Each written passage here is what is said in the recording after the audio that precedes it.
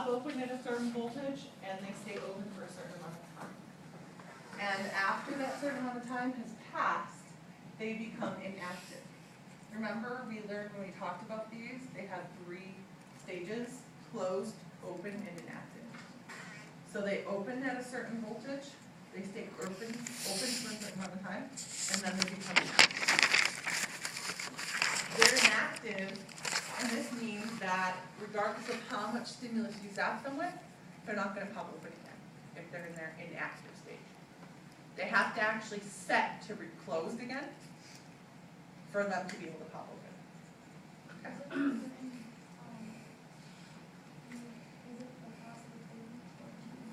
Is it positive 30 for it to be inactive? It's not associated, it's not due to a voltage.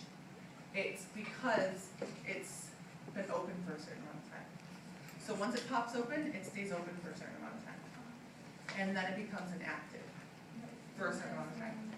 It's not due to voltage, but it occurs right around in this area. Okay, time-wise.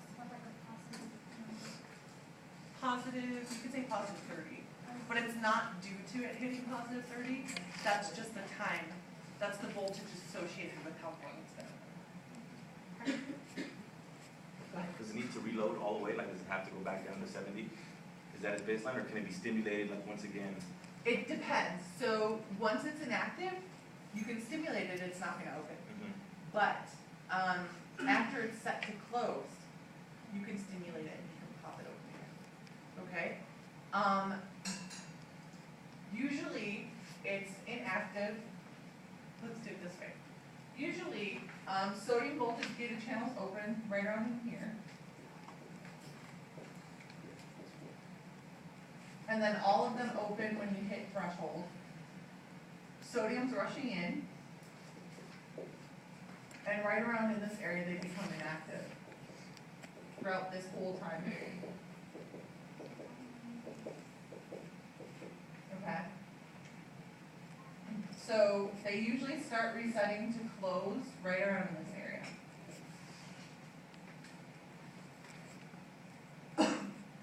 So open, stay open for a certain amount of time, become inactive for a certain amount of time, reset to close.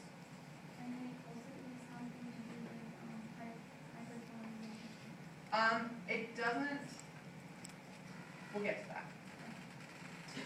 So these guys are open. The ones that open first, right in this area, obviously are going to be the ones that become inactive first. The ones that opened in this area are going to be inactive later on. So it's totally time dependent. Any other questions about that? Okay, so let's go back to threshold.